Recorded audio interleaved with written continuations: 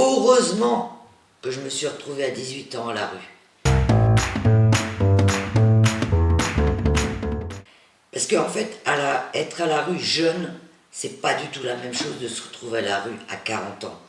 Moi, j'avais jamais eu vraiment de maison, j'avais vraiment pas eu de chambre, j'avais rien, quoi, j'avais pas de boulot, j'avais rien. Au hasard des rues, j'ai rencontré des gens. Je ne cache pas, c'est terrible ce que je vais dire, mais malheureusement, c'est la vérité. La chance que j'ai eue, c'est que j'étais, on va dire, une jolie gamine. J'étais blanche, j'étais gay, j'avais beaucoup d'humour. Et ça m'a beaucoup aidé pour rencontrer beaucoup d'hommes. J'ai rencontré quelques femmes, mais beaucoup d'hommes qui m'ont invité chez eux. Évidemment, je n'allais pas chez eux contre. Il y avait un échange sexuel, quoi. Puis après, j'ai rencontré des bourgeois qui m'ont invité dans toutes les boîtes à échangistes, des gens très connus dont je ne citerai jamais le nom parce qu'ils m'ont quand même aidé, ils m'ont trouvé du boulot. C'est que moi au début je les excusais, tous ces hommes, et un jour ma psychiatre m'a dit, Madame Dumont, arrêtez avec ça.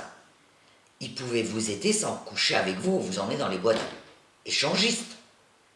Et ça je l'ai compris à 40 ans. Mais avant, je disais toujours, ouais, mais quand même, ils ont été gentils, ils m'ont trouvé du boulot. Bon, c'est vrai, j'allais dans les boîtes à partouze, fallait que je fasse ci, fallait que je fasse ça.